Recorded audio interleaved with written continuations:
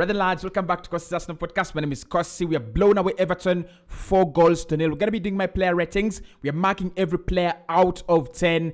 Beautiful performances. I don't think we have a player that played poorly today. Actually, this is one of the performances where everyone actually played very well. So join me in the comment section. Mark every player out of 10. Let me know your man of the match. Let me know the best player on the pitch. And let me know your worst player on the pitch, including Everton players, because they were really bad. But of course, let's get into it. Hit the like button. Let's get this video to 500 likes as well. Right. So in goal, Aaron Ramsdale played very well today. In the second half, what a double save. That was superb goalkeeping, because I thought that was a moment where Everton could have pulled one back, just spoiling the day, just spoiling the clean sheet. It would have been a consolation for them. Maybe we went to the Emirates Stadium and scored a goal, but since they didn't give us a goal at the Goodson, they didn't deserve a goal at the Emirates Stadium. And I was very happy with the fact that we didn't allow them score. We didn't allow them to, find the back of the net. But that second half, goal save from Aaron Ramsdale was $1 million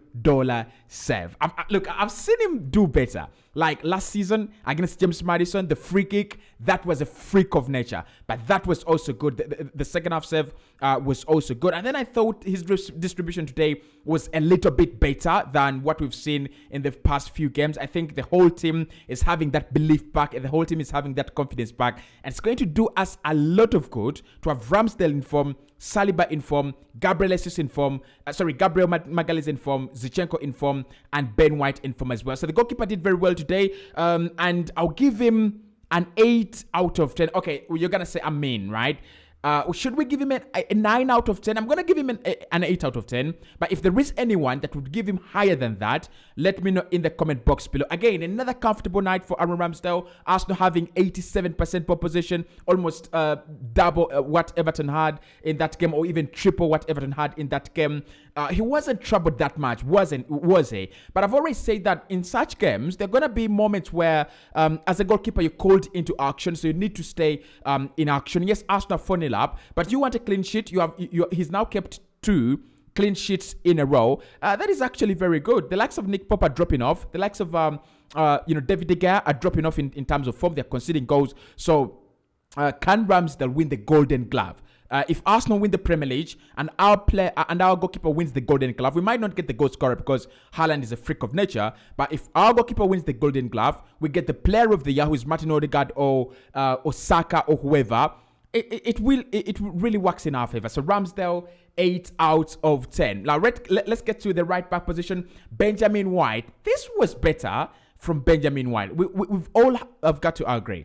This performance was much better from Ben White as compared to the Aston Villa performance, as compared to the Leicester City performance, and as compared to all the other performances that I've been complaining about. I thought his tucking into midfield was actually helpful for us, because they played with a midfield of 5. Shameless Sean Dyche came to the Emirates Stadium and packed the bus in midfield and in defense. So Ben White helped us create those overloads in midfield, creating those passing patterns, and then also stretching that pitch. Of course, that was the recipe. All we had to do was stretch the pitch as much as wide as we could, and we did that very well. So Ben White today will get a 7 out of 10. In my opinion, he's not that kind of attacking attacking fullback, but the role he plays for this Arsenal side, I really understand very well. I really understand the system, and I understand his role. So 7 out of 10. I think he played very well. If he continues on that run, Tomiyasu might have problems with being selected. But at the moment, Ben White, that game was purely superb. William Saliba, 9 out of 10. Gabriel Magalhaes, 9 out of 10 as well. Another clean sheet for my centre-backs. Another clean sheet for my centre-back pairing. Now, listen. Saliba, this is one of the games where Saliba is okay. Like, Neil Maupay, you expect Saliba to be afraid or disturbed by Neil Maupay? Like, come on, guys. This is a game where he was always going to have a laugh. He's going to rest. He was going to have his, have his cup of coffee. And he was so comfortable. Because, 1, Neil Maupay doesn't challenge William Saliba in the air. 2, Neil Maupay doesn't have the speed to match William Saliba's speed. 3, physicality. Neil Maupay does not have the physicality to trouble William Saliba. So this was a match where Neil Maupay literally was useless. I'm sorry, Everton fans. I'm harsh, yes, but Neil Maupay was useless for you. Dominic Calvert-Lewin might have been the right recipe for this game. He might not have been the right player to add to that game. But Neil Maupay against William Saliba, a 9 out of 10 was always coming. Now, Gabriel Magalhaes is the other player that has really impressed me ever since we came out of the World Cup. I don't know what Mikel Arteta told him. Maybe he told him you're good enough. You've not been selected because there is a Thiago Silva and a Marquinhos ahead of you, and there is also a Bremer ahead of you as well. So if you want to be selected for Brazil, you've got to play consistently and cut out the mistakes in your game. Yes, he's had a few bad games, like the Manchester City game where he gave away a couple of sloppy passes. But have you seen that he has raised his level in recent games? And I'm not saying this because we have won 4-0. I'm saying he's been a little bit ahead of William Saliba in the past few weeks. And I think many people have actually started to realize that. So 9 out of 10. Alexander Zinchenko, what a pass to find Bukayo Saka for the first goal.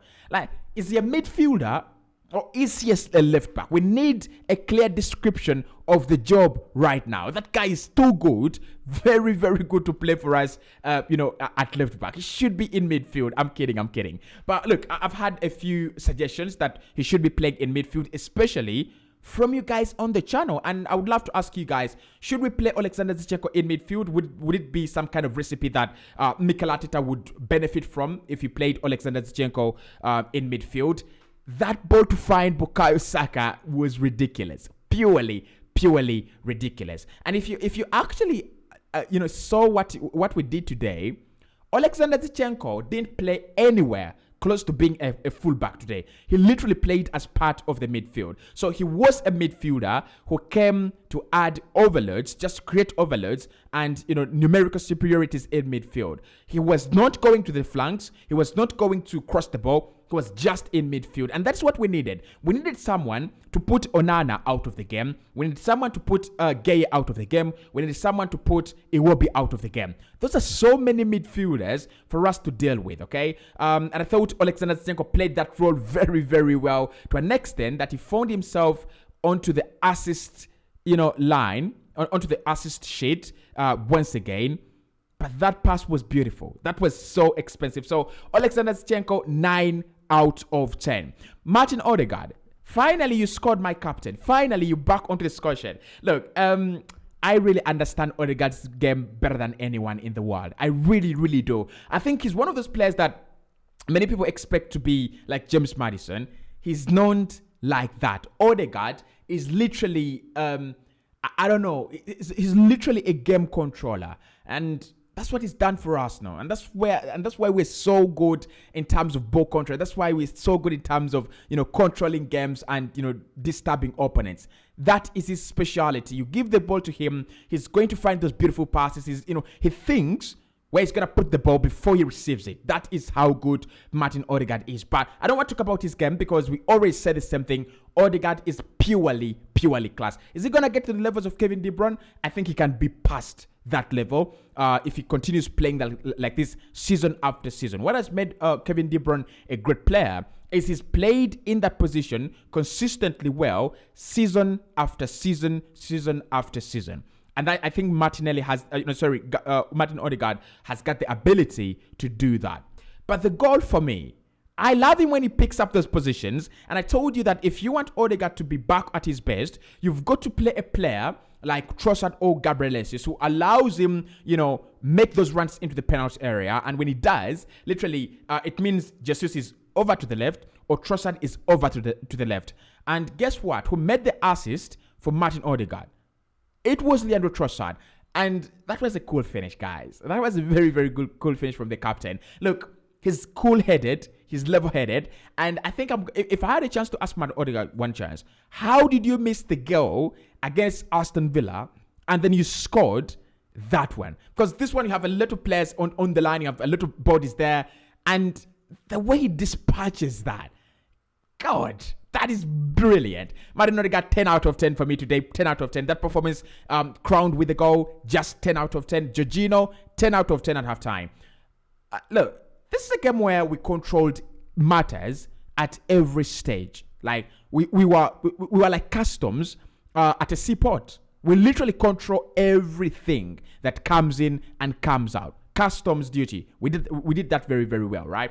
Jorginho, 10 out of 10 at half time. And when Partey came on, I'll talk about Thomas Partey later, but I love Jorginho now. I really, really do love Jorginho.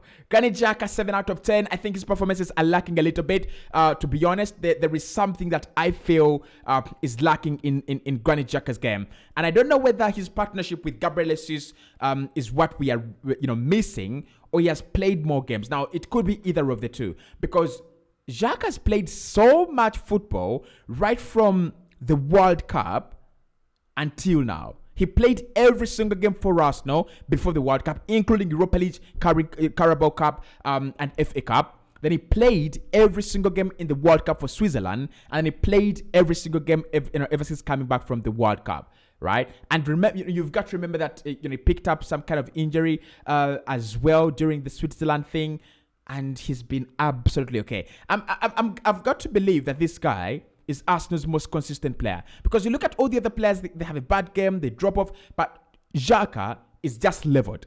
Doesn't have these bad games that he used to have, and maybe he's not having those ecstatic games that everybody thinks he's gonna have every single day, but he's playing very well. Okay, so 7 out of 10 for my man Granit Xhaka, the captain. We have 3 captains in midfield: Jorginho, Xhaka, and Partey. How about that? Like, that is superb. That is brilliant. Purely superb. Bukayo Saka, 10 out of 10. Of course, the star boy. That goal reminds me of strikers like Eduardo. That goal reminds me of Robin van Persie. That goal reminds me of Alexis Sanchez. That goal reminds me of Thierry Daniel Henry. Now, when you get in those positions, there are 3 things you can do, and this is what Saka is good at. He can get to, he can get that right leg and swing it in, right? He always does that a lot of the time. He can go for a low shot. In most cases, that will be saved. And he can go for a high shot. In most cases, that goes in. I want to remind you that that's the same goal shot. I think the angle is a little bit tighter against Leeds United, but that is almost the same goal he scored against Leeds United at the Ellen Road. That is the same goal.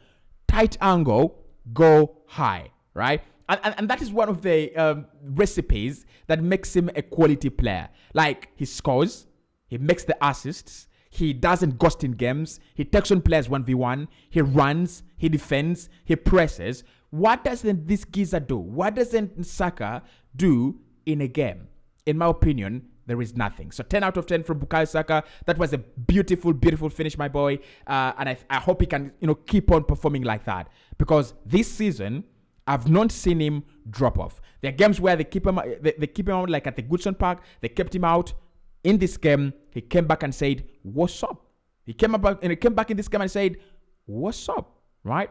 Gabriel Martinelli, 10 out of 10. Man of the match in that one. 2 goals, 4 goals now in the last 3 appearances. And the goals he's scoring are quite alarming. If you're an opponent, you must focus on Gabriel Martinelli now. Because you look at the goal he scored against Leicester. That is beautiful. But then you look at the goals he scored today. Those are centre-forward goals. Arsenal having a centre-forward playing on the left-hand side of the attack. This boy I'm predicting this. Gabriel Martinelli will have a season where he scores 20 plus goals in the Premier League. That is a prediction, okay? And I've not even said this with Saka, but Gabriel Martinelli will have a season where he scores 20 plus goals in the Premier League. And this is my reasoning. I think he loves to be in the goals more than creating chances. I think it's not like Saka. Saka loves to be that kind of guy that gets through and goal and finds a runner, gets through and goal and finds a player who's best suited to put the ball into the back of the net. Gabriel Martinelli is different. Whenever he's on goal, he's thinking, how do I stitch it into the back of the net? And he's done that very, very well in the last 3 games. How about that for a time to have Gabriel Martinelli back at his best when we are going into a run of games, when we needed to bounce back, when we needed to respond? We responded very, very well. So Gabriel Martinelli, 10 out of 10. Leandro Trossard, 10 out of 10. 10 out of 10. For me, the fact that he is not scoring literally brings out the right picture of what Gabriel Jesus is and what our system needs. Eddie Nketiah Scored very vital goals against Man United. But I want to ask you guys a question. If Leandro Trossard started against Man United in that game, wouldn't we win that game a little bit more comfortable earlier on? I think we would have done. I don't want to take anything away from Eddie Nketiah, but I think the system literally doesn't fancy Eddie. It does not, right? The system needs a selfless forward who literally is not there to, be a poacher, work for me, get for me the chances. The system needs someone to be selfless, someone who's hardworking, someone who's willing to sacrifice everything for the other players to get into the penalty area and score goals. That is what Leandro Trossard is doing. And the last 2 assists he's made in the last 2 games for Arsenal are beautiful. That ball to pick out Martin Odegaard, class. The assist from Gabriel Martinelli, just to allow him all that space to run, class. 10 out of 10.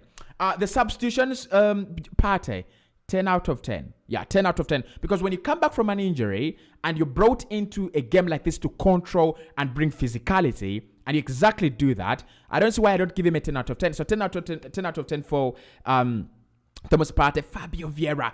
Again, guys, this is what I've been talking about always. That when you play a player like Fabio Vieira, you're just adding another creative player, but you're also adding a player who's very, very hungry and loves to be in the goals. I think he should have scored today. Like, he had 3 trials on goal. Okay? I think he will come around. He will come good. So Fabio Vieira, 7 out of 10. Emil Smith-Rowe, 7 out of 10 as well. And Kieran Tierney, 7 out of 10. Mikel Arteta, 10 out of 10. You've learned your lesson. And I hope we learn a lesson against Newcastle. We learn a lesson against Manchester City.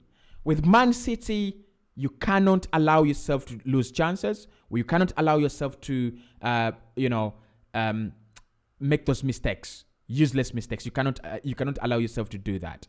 With Newcastle, there's one thing you can't allow yourself to do. You can't allow them. You can't play to their tune, right? You can't play in their hands. So when we play Newcastle, it's gonna be all about, can we find the breaking passes, breaking the lines, and scoring the goals. I'll speak to you right in the next one. Hit the like button and let me know your player ratings in the comment box below.